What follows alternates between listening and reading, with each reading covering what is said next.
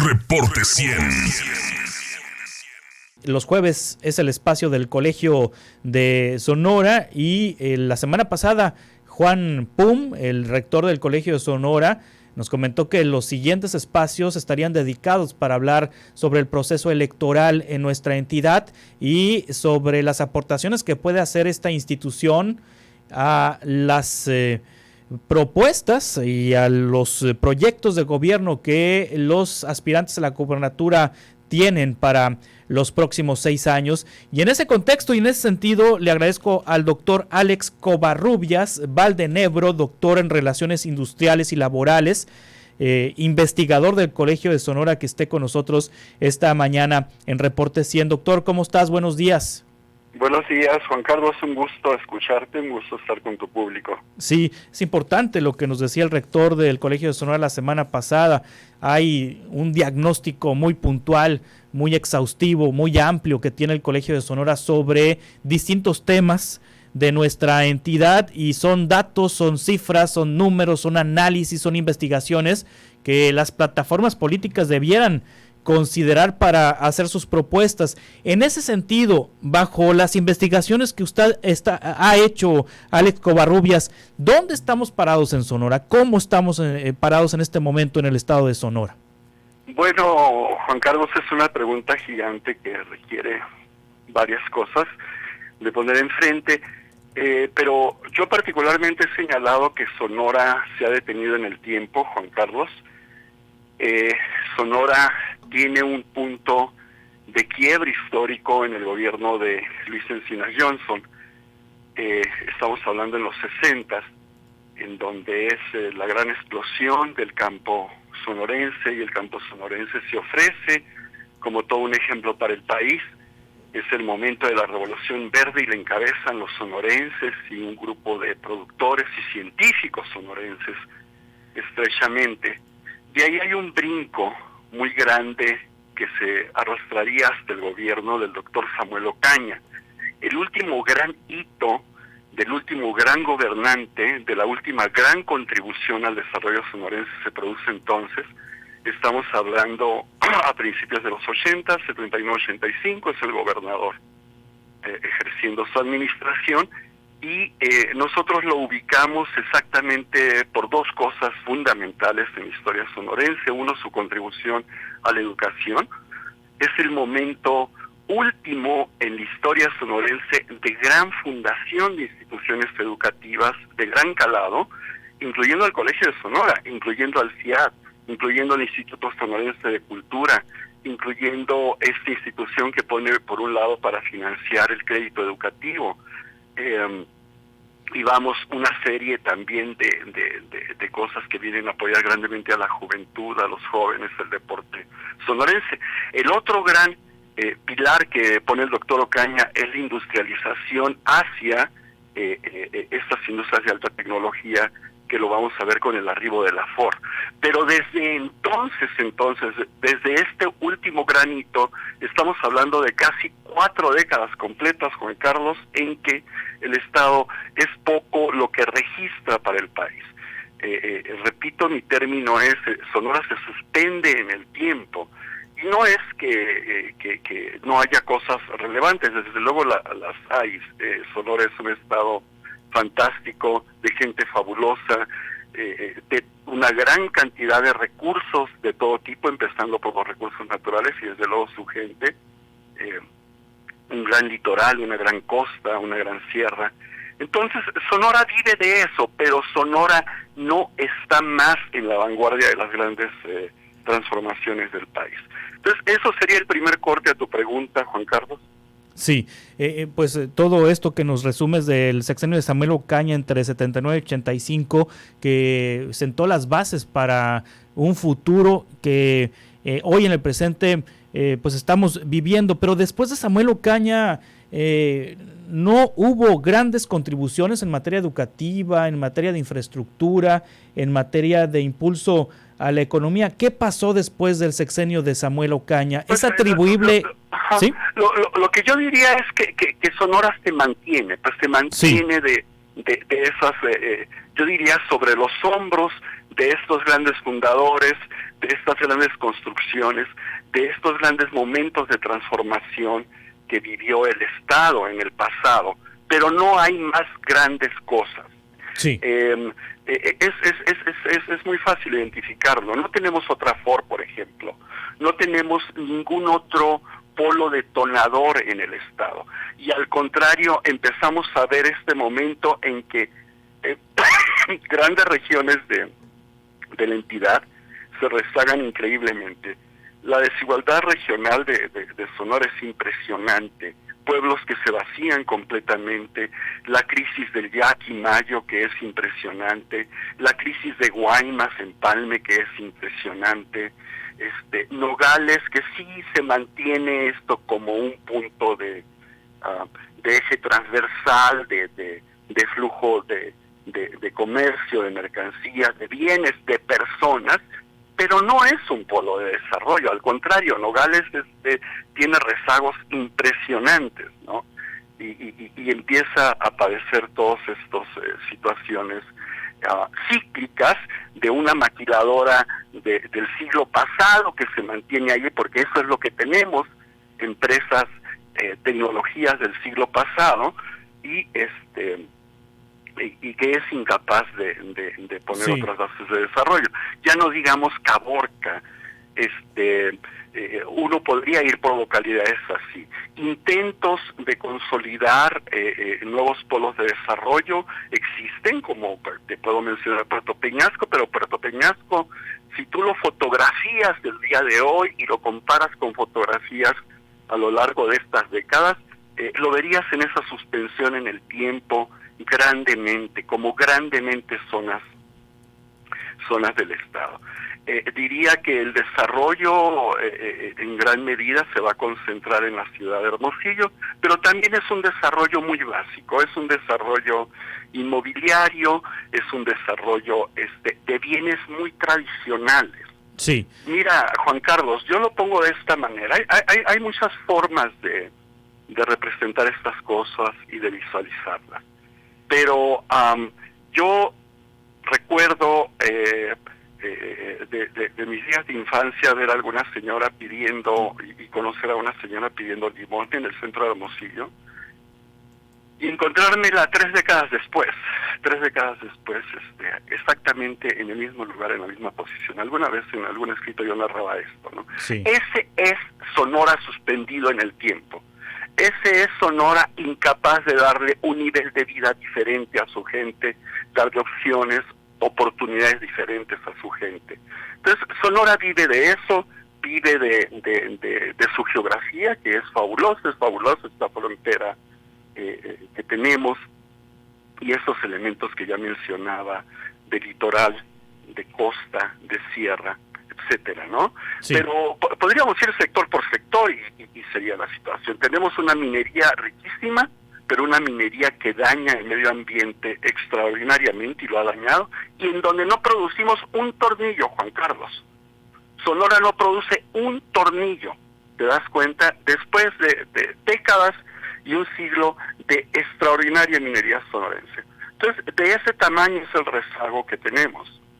Sí, luego viene Félix Valdés y construye la carretera, le agrega 2 carriles a la carretera y se hace la carretera de 4 carriles. Es como la obra más emblemática que se recuerda de Rodolfo Félix Valdés, de Manlio Fabio Beltrones, el desarrollo del río Sonora o del paseo río Sonora, del vado del río, esta parte, pero que dejó endeudadísimo el Estado después de ese desarrollo y luego pues la crisis de 94 y demás. Viene Armando López Nogales, y de López Nogales se recuerda más bien por las obras que no pudo hacer, por la reticencia, porque ha habido reticencias, ¿no? Alex Covarrubias. Los conflictos por el agua, ¿no? Sí. Es muy interesante tu recuento, es muy complementario, muy bueno, Juan Carlos. Sí, Armando López Nogales quiso solucionar el problema del agua en Hermosillo y hubo una reticencia fuerte en Hermosillo, en el panismo, ¿no? Ahora curiosamente andan juntos, PRI PAN, pero bueno, hubo una reticencia, pero también se me viene a la mente Guillermo Padres, que impulsa el acueducto, pero con una enorme división con Ciudad Obregón, al grado de que todavía es tema el asunto del no al novillo con el municipio de Cajeme, también recuerdo cuando Eduardo Burs planteó el Plan Sonora Proyecta, para Correcto. detonar algunas obras y se topó también con mucha oposición. ¿Por qué la reticencia a los grandes proyectos? Te repito, te escucho Sí. con gran atención porque me encanta la manera tan puntual como fuiste planteando estas cosas muy complementarias. Yo diría que esto nos conduce a dos elementos muy importantes. Uno, hay un gran divisionismo en Sonora. Ese divisionismo se ha acentuado, se ha ido acentuando administración tras administración, sexenio tras sexenio, y las razones son muy diversas, ¿no? Y lejos de que integremos un sistema de ciudades, un sistema de regiones, un sistema de complementariedades productivas, de vocaciones productivas y sobre todo un sistema de futuro, se rompen los nexos entre las clases productivas y trabajadoras e instituciones sonorenses.